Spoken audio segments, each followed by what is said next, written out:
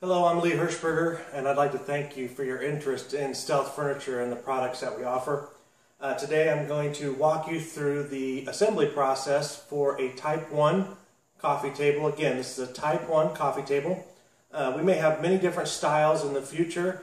Currently all we offer is the Craftsman style with the taper, but it really doesn't matter what the style that you have purchased is, as long as the type is a Type 1, then you are in the right place. It doesn't matter if yours looks a little bit different.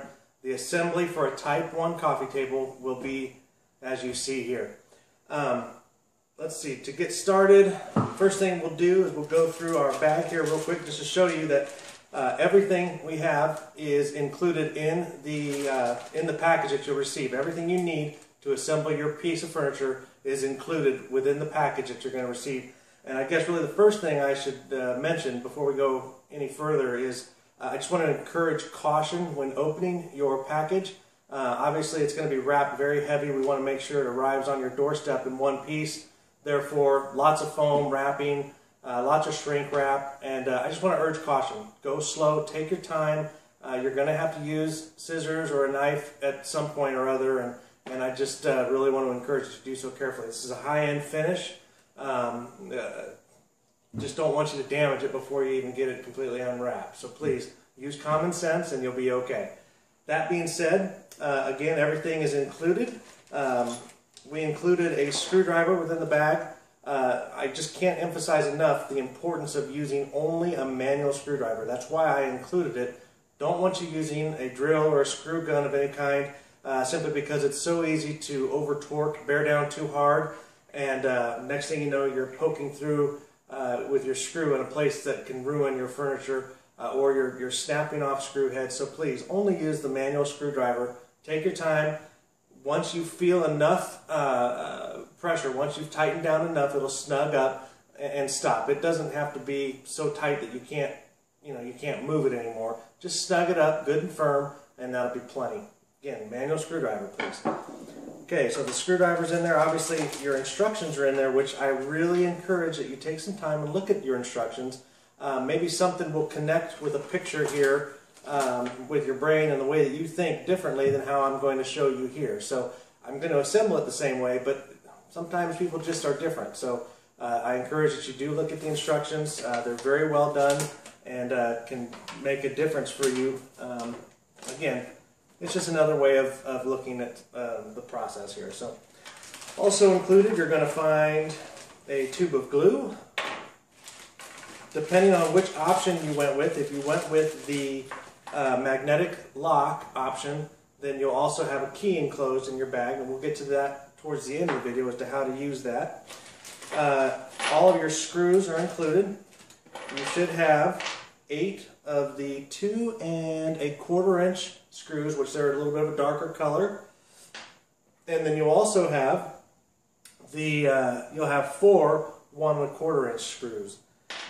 Also included, I've just thrown in some felt peel and stick little tabs here for the bottom of your feet if you choose to use them. Obviously, you don't have to have those on there. That's just an extra for you for your convenience.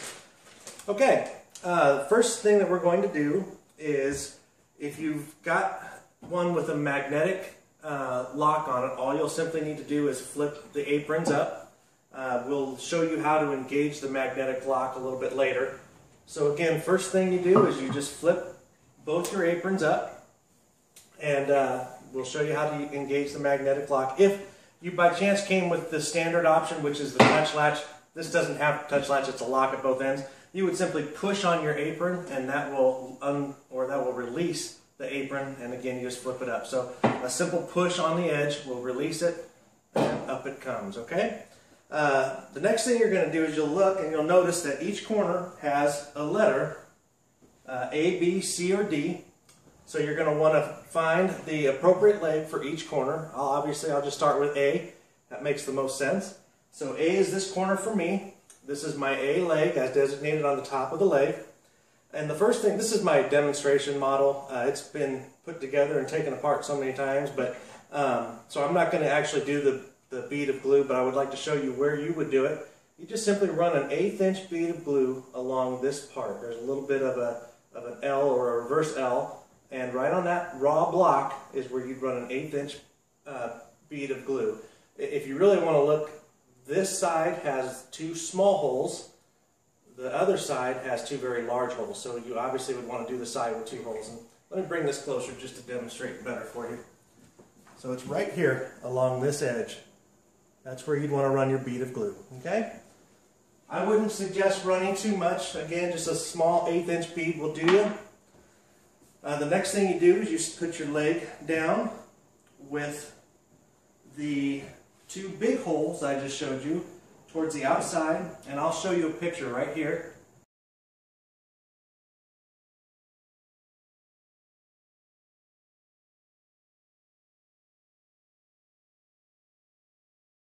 I know this is kind of, it's a little bit far away. I'm a one-man operation here, so I don't have somebody running the camera for me. Anyway, that being said, you just slip it in as the picture shows, and at this point, each leg is going to take 2 of the 2 1/4 inch screws and 2 of the 1 1/4 inch screws, or excuse me, 1 of the 1 1/4 inch. So 2 of the 2 1/4, 1 of the 1 1/4 inch screws. And you'll get your screwdriver.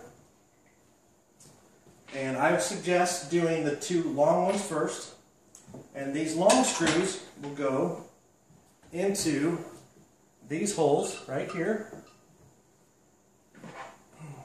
That's where the 2 1/4 inch screws go. And your 1 1/4 inch screw will ultimately or eventually go into that pocket right there, okay? So, pop those out, back out. Okay, so I take my 2 2 1/4 inch screws and put them in the holes I just showed you. Oops. There we go. So 2 1/4 inch. Make sure my leg is snug in the corner, as the picture will show. And take your manual screwdriver and just tighten these in. And again, I don't want you to over tighten. Just get them good and snug.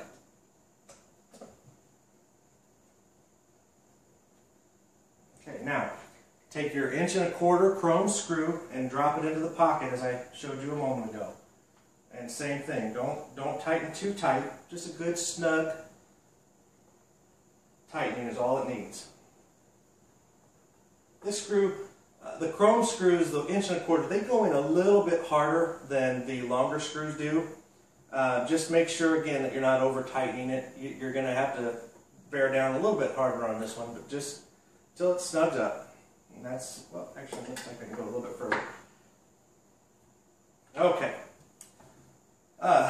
So that's basically how you assemble each leg. Obviously, you have to repeat it.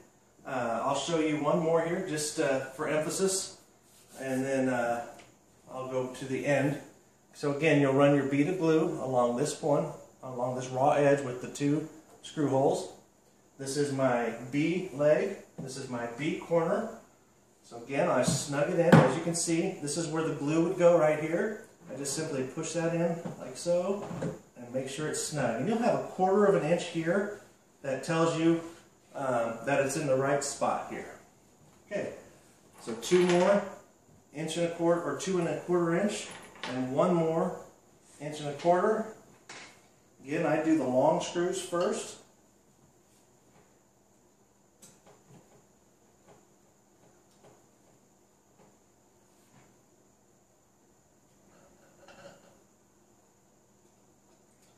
Just want to emphasize for you that these are solid maple legs, solid wood, and all of the plywood that we use is American made. It's made by Murphy Plywood, which Murphy Plywood is one of the best. Oops, I'm putting the 1 1/4 screw down into the pocket now and tightening that up. Murphy Plywood, they own all of their own forests.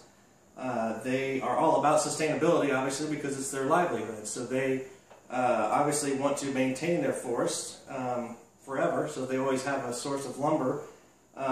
They do a fantastic job. You can look them up online. In fact, I would say Murphy Plywood is probably the best that there is. So you can't go wrong with the materials that we use. Okay, so that leg's done now. And the next thing we would do is I'd go on, and as I said, you'd continue with legs C and D, which I will do, but I'll see you in just a second. Okay, so all the legs are assembled, A, B, C, and D.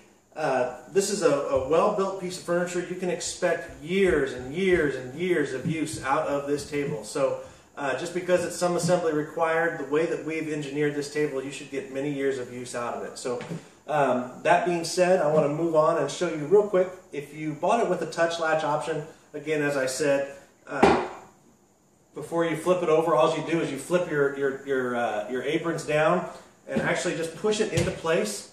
And when you push it, it'll engage it. When you push it again, it will release it. So the magnetic lock option, if you've got the magnetic locks, I will I'll ship this with the toggles actually disabled to have a little piece of tape over them. Simply peel the tape off, and you'll notice a little red bar. Simply flip that down on both ends, and now the toggle or the catch is operational. So now you simply flip your apron down, and that thing is locked. It's not going to open without the key. So you take your magnetic key, find center on the apron. It will actually be the top of the apron when the table is right side up. And you'll listen for the click.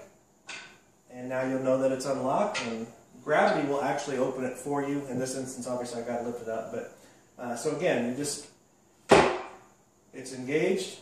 Listen for the snap with the key. You know it's unlocked, and away you go. You're open.